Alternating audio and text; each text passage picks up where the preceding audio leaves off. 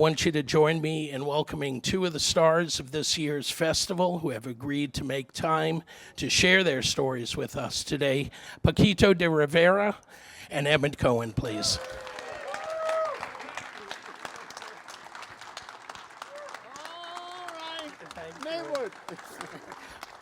We both live in New Jersey, so we're neighbors, it turns out. Oh, right, and from Montclair, New Jersey, Emmett Cohen. You just can't get away from New Jersey no matter where you go. Did you buy those shoes in New Jersey? No. They're from the village, right? This is from Short Hills Mall. Everyone knows where that is. That's the scary part. That's exit 47, I think. Yeah.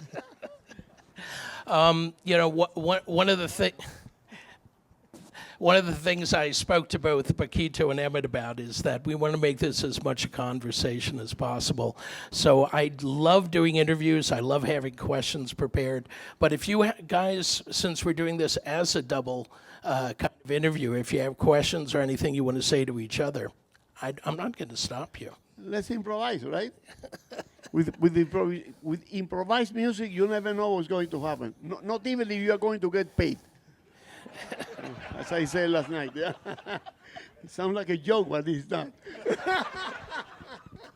Tell us about the hamburger place. You know that story? Yeah, you told it when you came to my house. There was a restaurant, really nice burger place, it's called the Home Restaurant in Manhattan. Manhattan and the 1005th Street or something like that, very uptown. And then it was a very good band, you know, it was a mini big band. What's the name? What's the name of the conductor who played the tenor and the baritone? Mitch Froman. You ever met him? Mitch Froman used to play with Tito Puente's big band, and a small band. And then he called me to do this gig in the telephone. They paid $5 and a hamburger. I said, $5 and a hamburger for me was like being in heaven because I was in New York for for a week or something. And they are right there, and I always sit and said, they're serving the food with the musicians, so go for your hamburger. And then this Dominican lady come to me and say, what do you want to have to drink? I said, well, I want some Diet Coke. I said, yeah. And I want a cheeseburger. I said, no. The contract says $5 and a hamburger. If you offer it for the cheeseburger, it's $4 an hour. No. Such is the jazz life. Yeah, tell me about it. We have congratulations in order. I don't want to miss this, that Paquito has been here in the U.S. for 45 years. Wow. And just last year, probably one of the most important bands that you helped develop with the great Chucho Valdez, Irakere, celebrated its 50th anniversary. Incredible, that 50 years. Yeah. We even recorded a CD 2 years ago, and we even won a Grammy with it. I don't know why, because well, you say, I miss you. Maybe it's the music. Maybe it's the music. Let's face the music and dance. Yeah, it was a lot of fun, you know, working with Chucho for that long, and I hope for many years to come. Well, if you're not aware of it, Paquito's most recent recording, I Miss You Too, is the long-awaited reunion with Chucho Valdez, and it's an amazing album because there's so much of Chucho in it and so much of you. And you know, we got to hear you last night at the Rialto, and thank you for the music last night, by the way. That was fun. Where have you been last night? I was looking for you. I want my $5 you owe me. I paid you for that gig. Yeah. I swear. Yeah. Your wife, she took it to the bank already. Yeah. $5 and a hamburger. And the hamburger, he paid for the hamburger. We No came cheeseburger. We came from Denver last night, so I got here just in time for the jam session, and so I came up to you. I sat down next to Paquito at the jam session, and I was gonna ask him if he wanted to play with me tonight, and he said, "Hey man, I want to play with you tomorrow night." Before I could even ask him. And apparently it had already been in the works and people knew about it, but I had no idea. So I was extra happy last night. So I was feeling tired, and after that I was uplifted. So I can't wait for it tonight. It certainly came through in the music you performed last night. You know, your input to the jam part of yesterday evening at Century Room.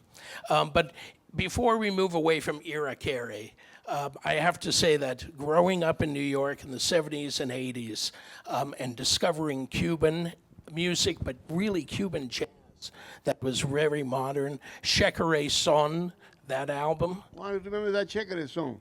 unbelievable. That title track with what you did with Billy's Bounce, you know? It's a combination of Billy Band. Yeah, the best, as I said last night, I dedicated that piece to Charlie Parker. The best way to steal the music from a composer, as I said last night, you steal it, no problem. You like Stravinsky, you steal it and then you dedicate it to him.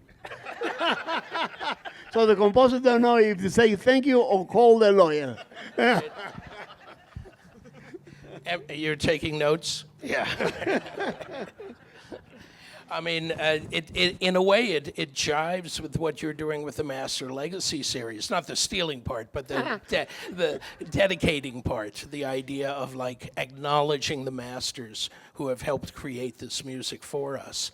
Like, you know, so many of the great artists that you've recorded with George Coleman, Ron Carter, Tootie Heath, most recently Houston Pearson, right? Why don't you take the mic at this point and tell us about, you know, that whole idea of continuing forward with the music that the masters have created? I came at a weird time, I think, in jazz history, where you have to go to college and you have to go to school first, and then when you're in school, you see all these, you know, a lot of teachers that are mostly wishing they were out on the road playing, and so you know you're learning from them, but it can be a little bitter, you know, unless you find your one or two guys at school or women that really help you along. But I had a couple of instances that took me to a different form of education. A couple of them in the Dizzy Gillespie alumni band. So John Lee, when I was 22 or 23 years old, he hired me to play a couple of things. One was New Year's Eve at the Kennedy Center on 2013, I think, and we played with Jimmy Heath, and I got to sit next to Jimmy Heath on the tour bus down from New York to D.C., and he told stories about Charlie Parker and John Coltrane and everybody coming through Philly. I just got like a whole jazz history lesson, and I understood the music more. And a similar thing happened with you. We played at Newport Jazz Festival, and you were on the gig. You probably don't even remember, but I was playing piano with the Dizzy Band. Lewis Nash on drums, Ooh, John Lee. Yeah. And we played main stage at Newport, and I must have been 22, 23 years old. Facing the water there. Yeah, that was fun. That was hot. And I had to practice for 3 weeks. Because you stole all that music from Bach. Yeah. Beethoven. That's Beethoven. No, he dedicated it to Bach. Yeah. Yeah, Paquito said, my music is very easy except for this one part I wrote. It's like, But you played perfectly. Because Bach was really, they insist that Bach was German. Bach was Brazilian. his real name was João Sebastião Bach.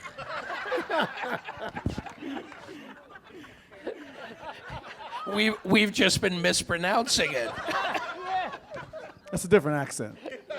But those are some experiences where I really said, like, wow, I've grown more as a musician here than I have in any other setting so far, and that's because of your mastery, because of the mastery of Jimmy Heath, and just being around that, I realized that makes you a better musician. So then I was a mad scramble, like, how can I be around all of the greatest master musicians who have played with Miles Davis and Dizzy Gillespie and Lester Young and Billie Holiday, and you know, hearing from Jimmy Cobb about playing with Sarah Vaughan and Billie Holiday, and hearing from Tootie Heath about Lester Young and Thelonious Monk, and then playing with those guys, and then feeling what it was like, and playing with Paquito, and you know, understanding Dizzy Gillespie more. I learned a lot from them too, because I was not exposed to that music until Uh, that happened like 10 years. I was like 8 years here since I joined that orchestra. And I learned so much from those guys just by listening to them talking. I see that happened to you also. But there is a biography of Tu Stillman once in a magazine, and he said, "You don't know what jazz is until." I thought you were going to say something else about the intervals and the chord symbols and all that. He said, no. You don't know what the jazz is until you are in the same bus with Lester Young, Charlie Parker, Dizzy Gillespie, and all those guys, just by listening to them talking, you know. And you can laugh a lot, also a lot. Like the first time I heard Frank West saying that the clarinet was invented by 5 men that never met. That's because it's hard to play the clarinet. That's the joke.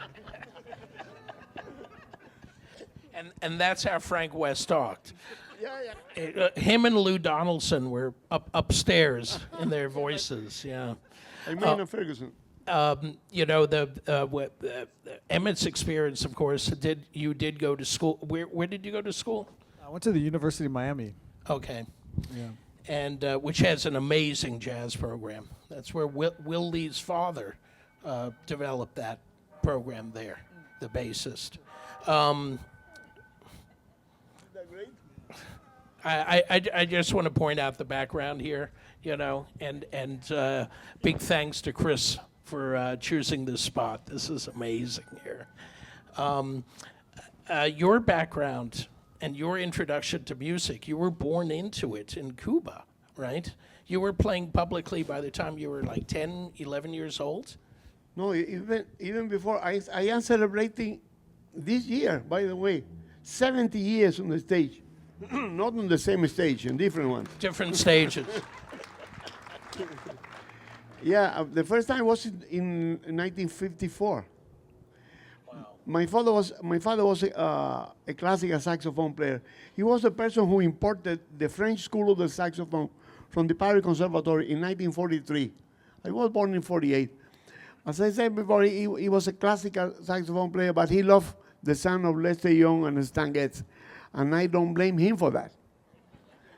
And he loved listening to every type of good music. You know, Ellington said there is only 2 kinds of music: good music and the other stuff. We all know what the other stuff is. We know how to mention it.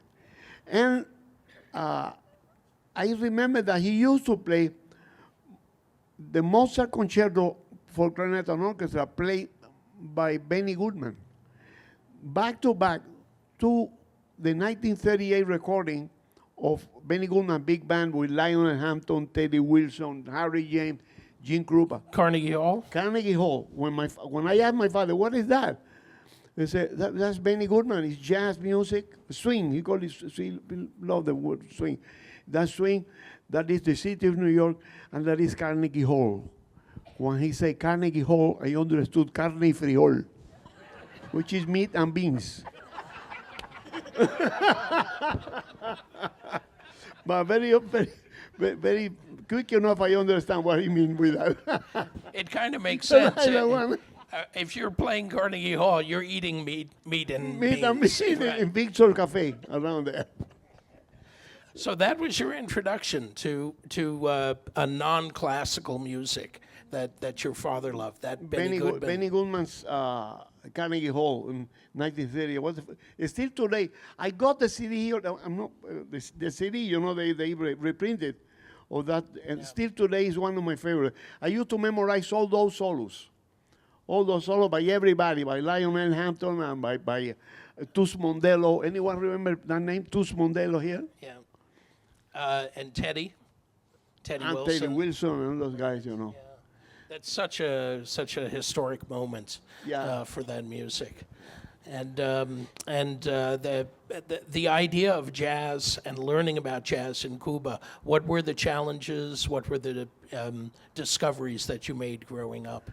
Well, like in any country that become communist, jazz became a 4-letter word. That is what it is. The same thing happened in China and the Soviet Union and all that. After that, they changed their mind because that brings money to them. But it was hard. But I had to mention the name of a person, of American, that very few Americans know about it. He was a great broadcaster. I don't know if that is correct to say. Willie Conover from the Voice of America. Broadcaster, DJ, etc. Yeah, in Eastern Europe, he was famous. He was like an idol there. And here nobody knows him. It's a short wave radio. So that's why I transcribe the solos here.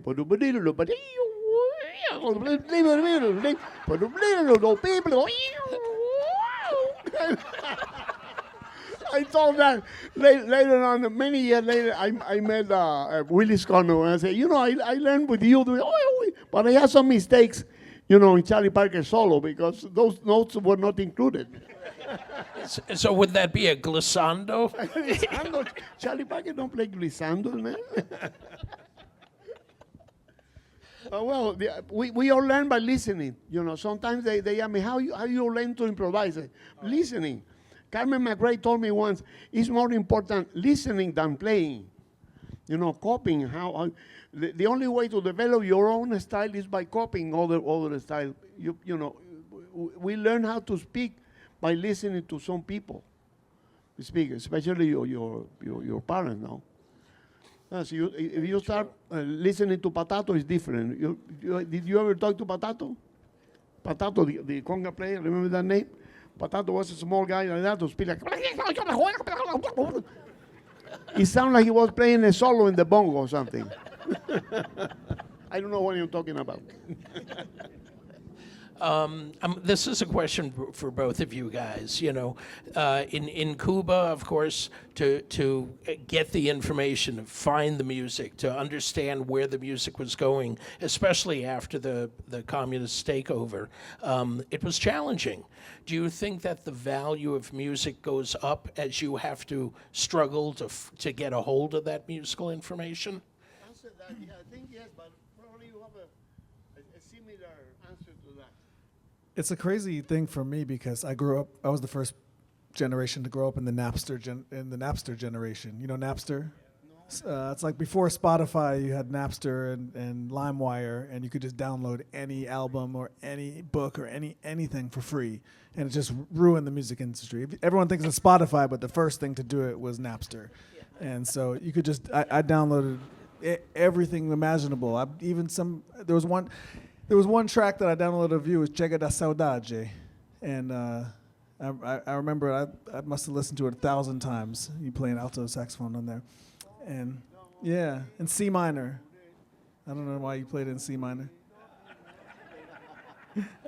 Anyway, but I wasn't listening to albums. I just found a few tracks here and there, or downloaded some things that made me pique my interest, or one bootleg thing from Oscar Peterson, and so I wasn't really listening to albums growing up until I went to the store and then found some and worked backwards. But I think that if you go to the store and you spend your own money to buy an album, you'll wear it out. You'll know every note on it. You'll know every part of every instrument. You know what the bass player does here when he goes up high, and then when he goes up high, that Art Blakey's this hi-hat starts to get louder, and you start to make all these observations about the music. And I think it only expanded from Napster to Spotify to YouTube to all that stuff, and now it's like every song you could ever imagine is just at your fingertips.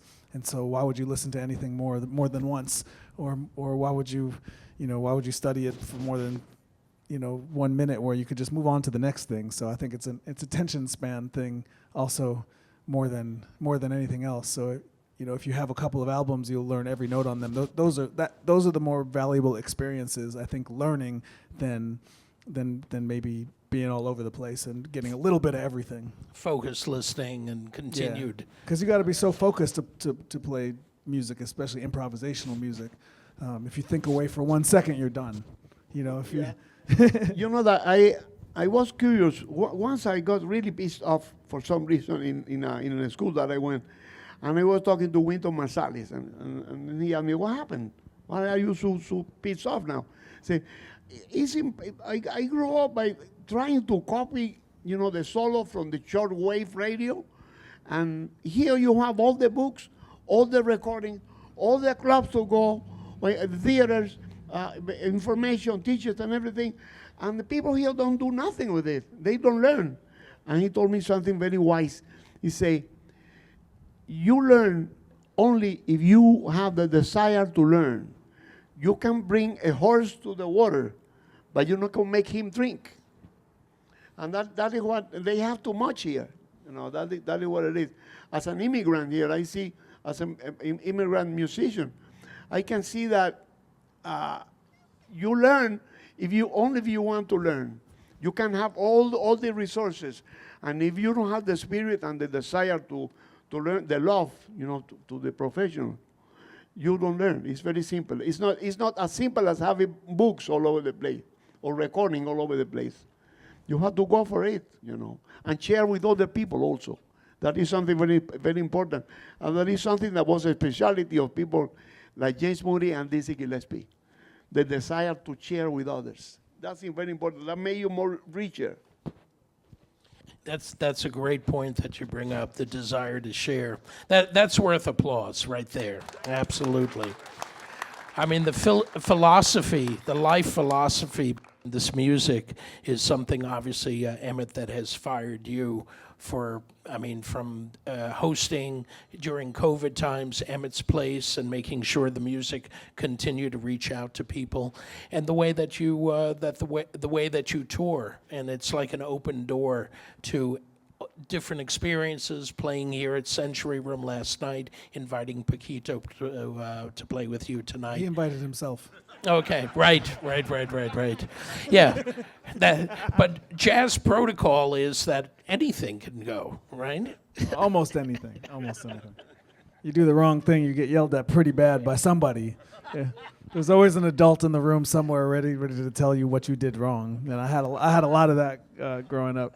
But I think that just, you know, it's a music of community, and it's the people you play with that make it rich, and it's the people that come to see the music and interact with it and who need it the most that make it rich. And I figured that out the first week of the pandemic.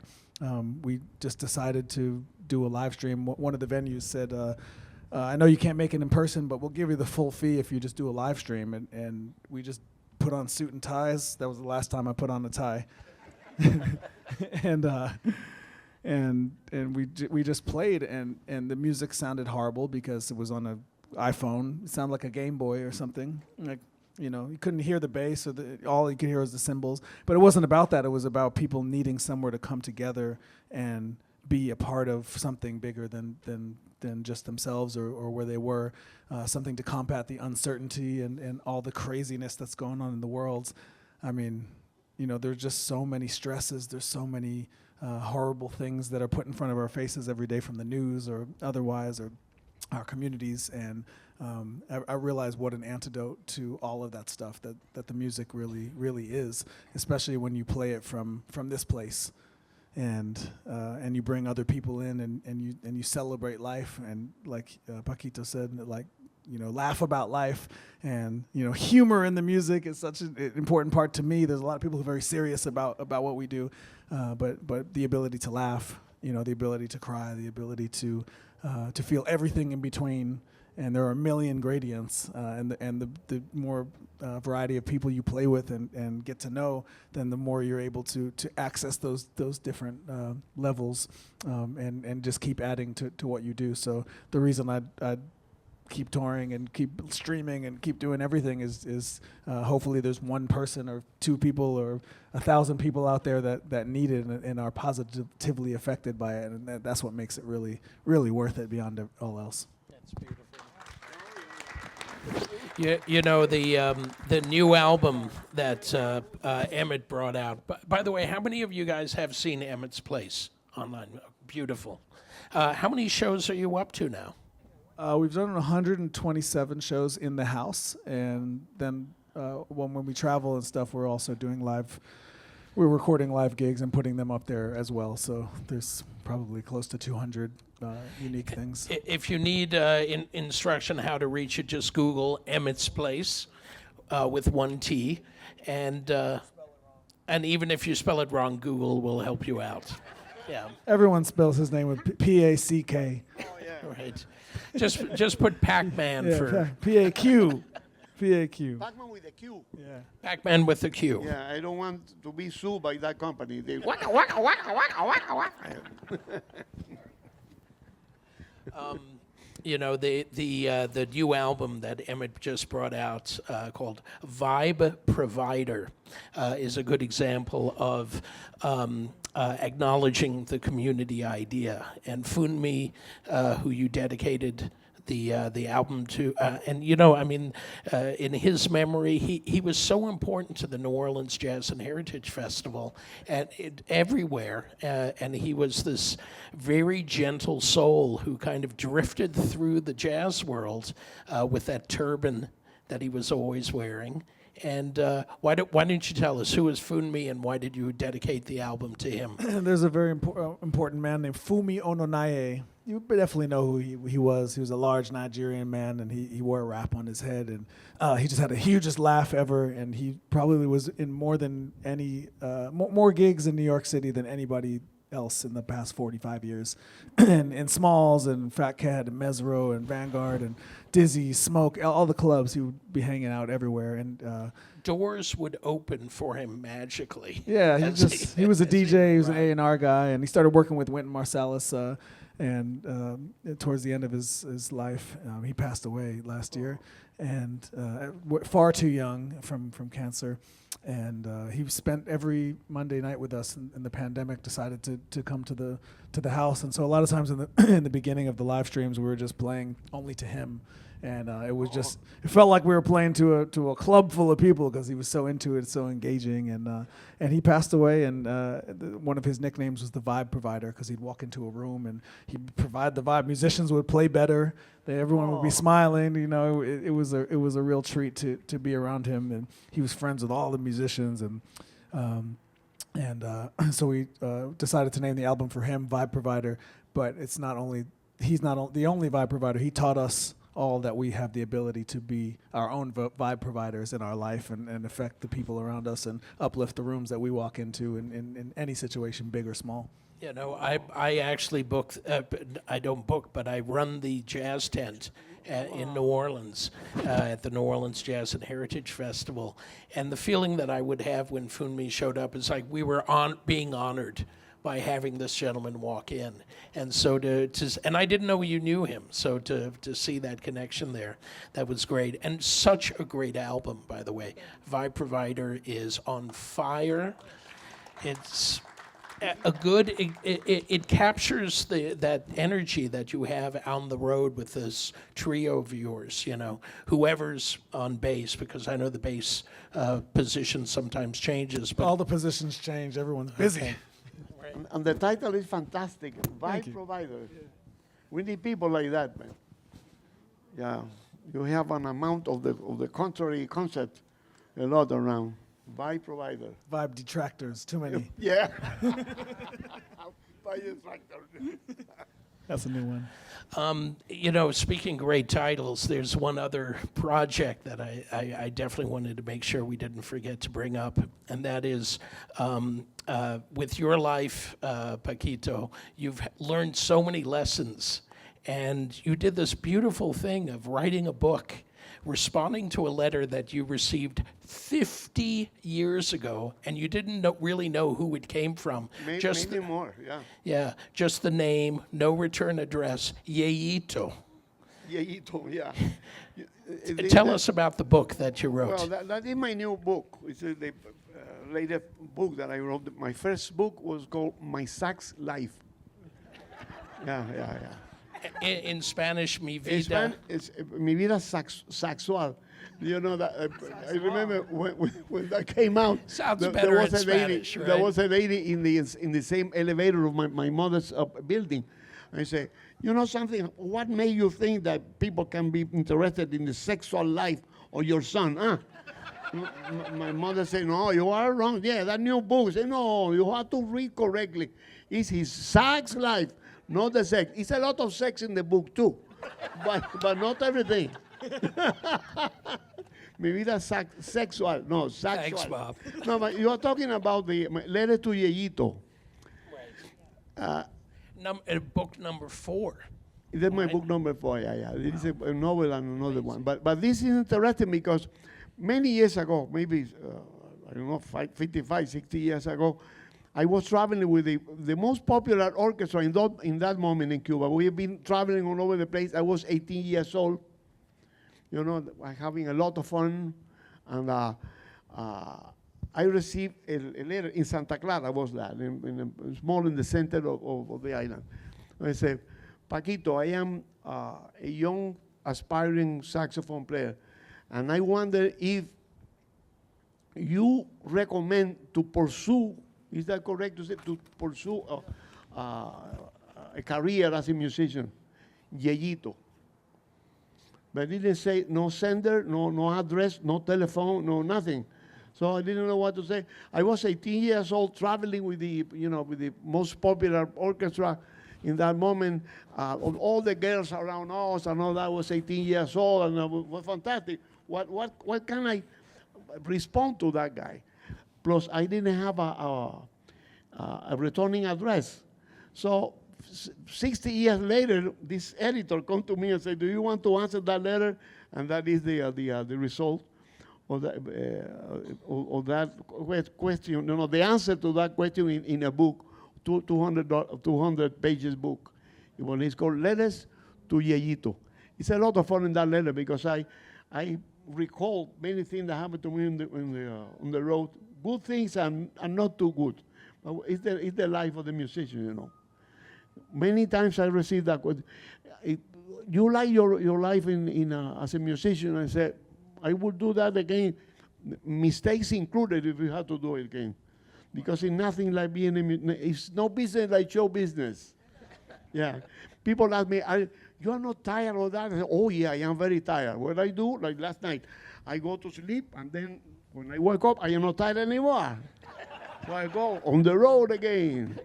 Yeah, it's no business like show business, man. What are some of the lessons you learned from Dizzy Gillespie touring with him in the United Nations Orchestra and after and before and all that stuff? Two of my favorite artists in music, not in jazz, the music was Wolfgang Amadeus Mozart and Dizzy Gillespie. And both of them had a great sense of humor. It's very important not to take yourself too serious. When you lose your sense of humor, music becomes really boring. Sense of humor has to be present there because there's a lot of tragedy in this planet.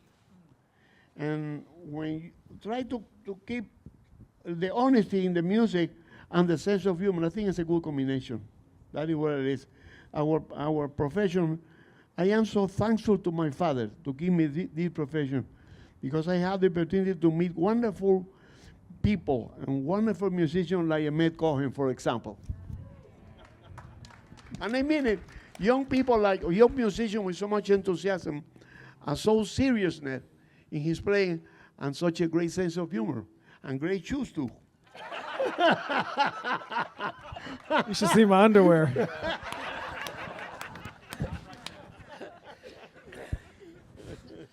We'll edit that out later. Scared everyone away. I'm canceled now. Cancelado.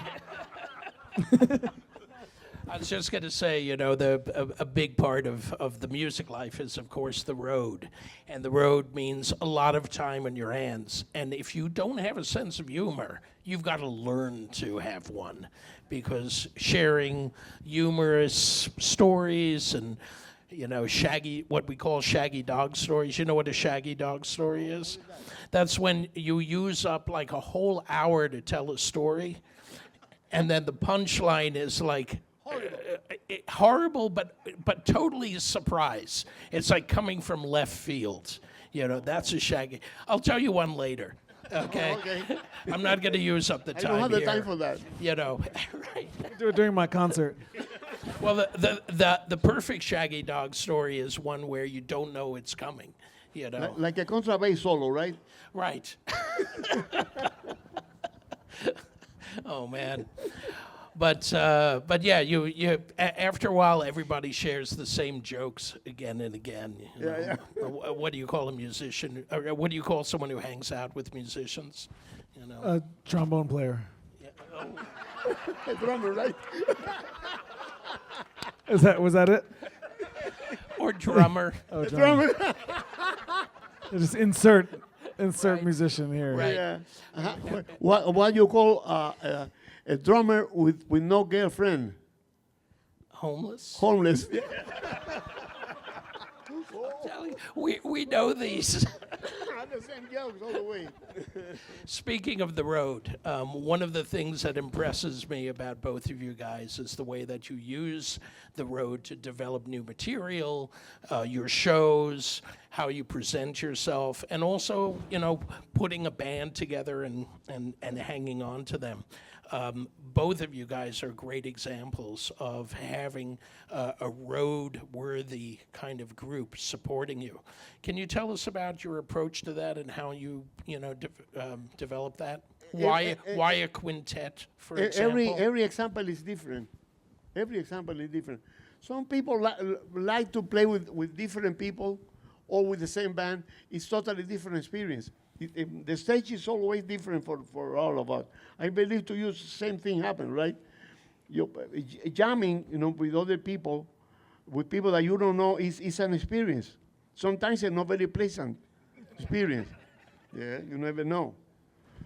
It was fun with Diego last night. I always But like that. Diego have been with me for more than 30 years. And I said, I got to play with Diego last night. I had a good time. Diego is the trumpeter and flugel. I forgot. He's insane. Flugel bone. He's insane. was- Oh, he Tell played him it. I enjoyed it so much Oh, yeah. last night. I played with his trumpet player at the jam session and had the best time. Oh, yeah. He's a trumpet player that is a soloist that he played music without trying to impress you or anything. It's not that he don't have respect for the people, but he played what he had to do. In English they say that, do what you have to do. And Diego is like that. Very supportive player also. He's a great help in the stage also.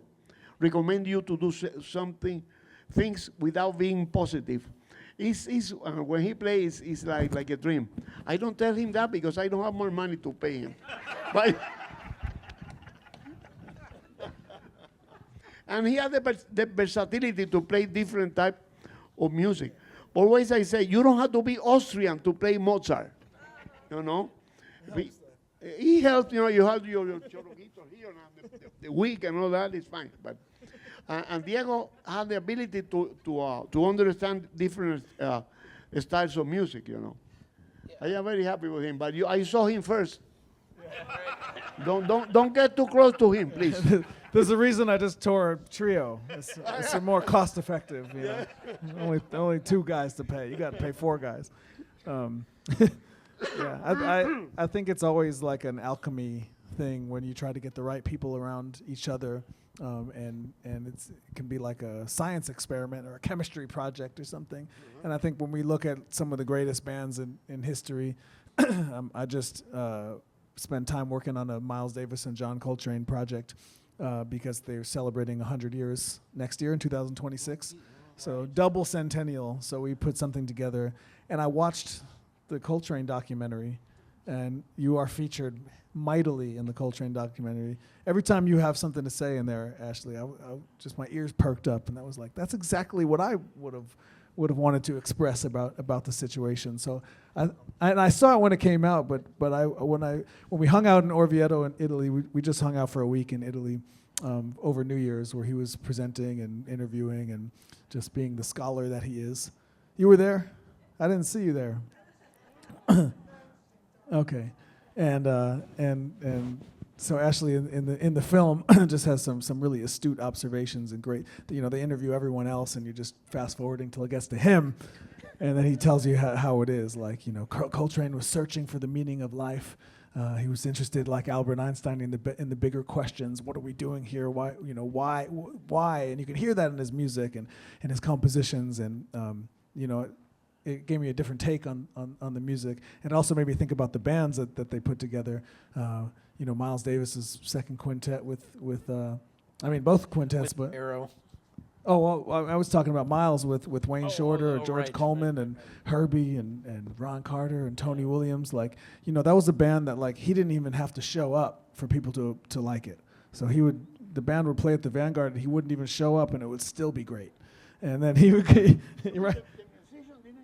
No, Miles didn't show up, and the musician, it was just the band, and they were incredible. That's a fantastic band. Yeah. And same with John Coltrane. If he didn't show up when it was just McCoy Tyner and Jimmy Garrison, Elvin Jones, it was already great. And the way these guys put together these bands, it was such alchemy, and they played together so great, and there was such brotherhood or hatred or somewhere in between, and they just played so great together. And I think that's what we all go for when we try to put together our bands, musicians who will play really well together and bring out the best in each other. A band that sounds well. I never thought about that concept, but a good band is the band that sounds good without you. Yeah. It's not very commercially recommendable, but a band that happened to me, saving the distances.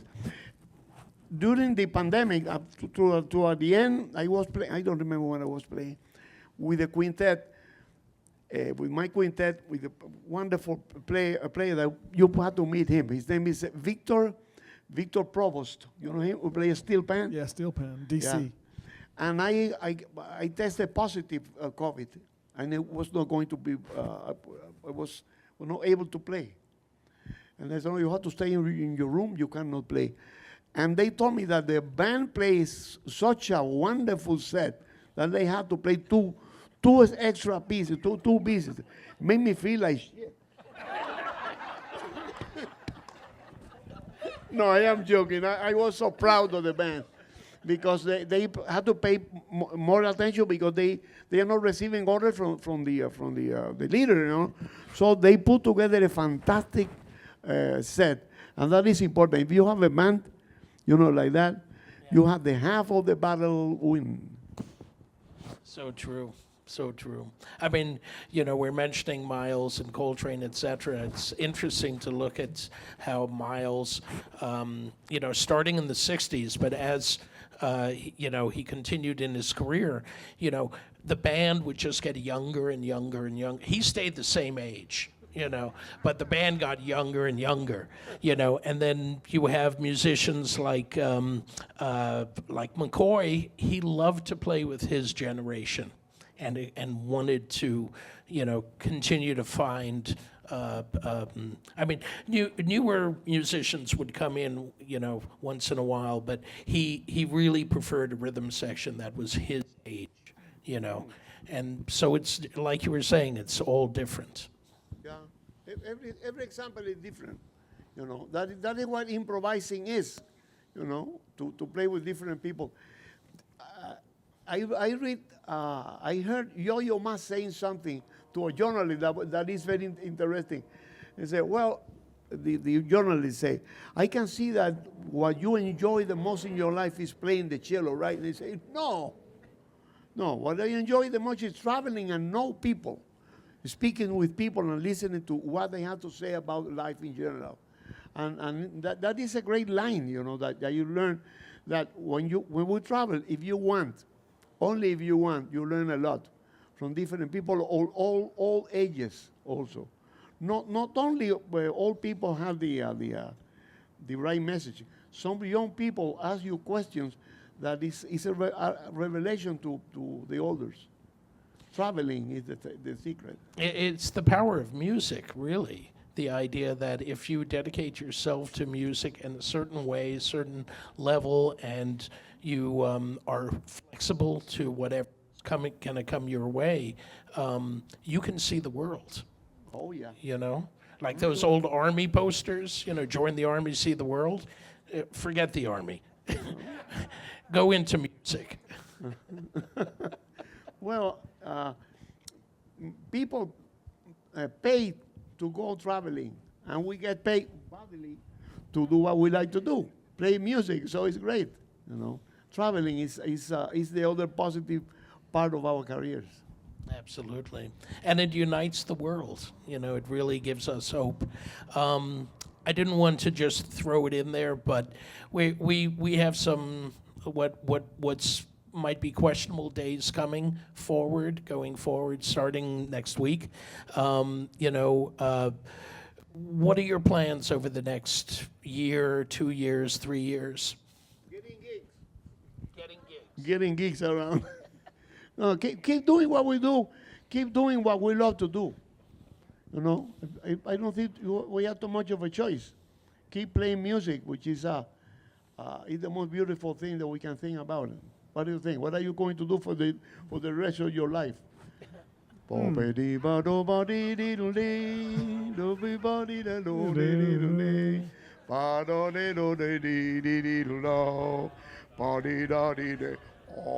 coño, that is too low, that shit. How low a man can get. I love that song. Oh, yeah. Wow. You said it all. I mean, you just have to keep going forward. You have to keep it moving. You have to keep surrounding yourself with the right people and heading in a positive direction and staying true to yourself. And there's a lot of noise. There's a lot of people telling you what you should be doing. And there's a million options or infinite options of things that we could be doing at any moment. So I think, listening to yourself, spending quiet time with yourself, surrounding yourself with people who care about you and who you need in your life and who you can help in your life and try to help others, especially on a community level. Everyone thinks that, of life on this big macro level because we're being, put news and news cycles and everything in front of our faces, but really it's the people that we see every day. In our cases, the musicians who we see our whole lives. And continue. The first time I met Paquito, I was 23. He didn't even know I was there, and now, we are able to have this nice relationship. And he came over my house and played. For me, this is what life's about. It's about fostering those relationships and developing that and continuing to grow and learn. And the world is constantly going to be moving around you. And all you can do is just stay true to your inner self and find that love, like Paquito said.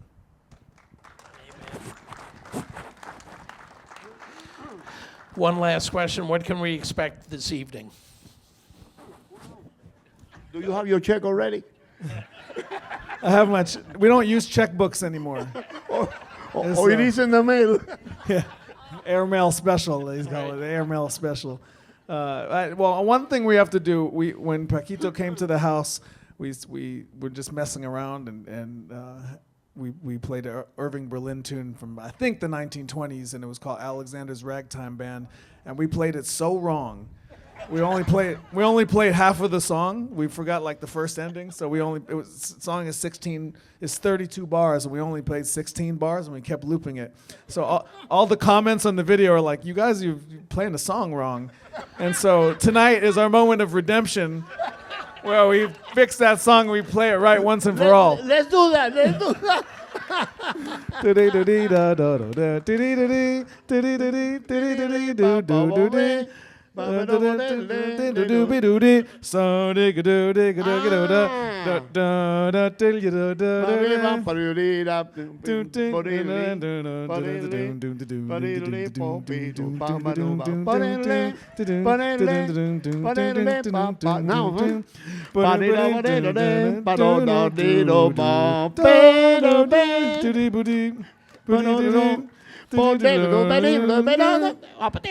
That's all, folks.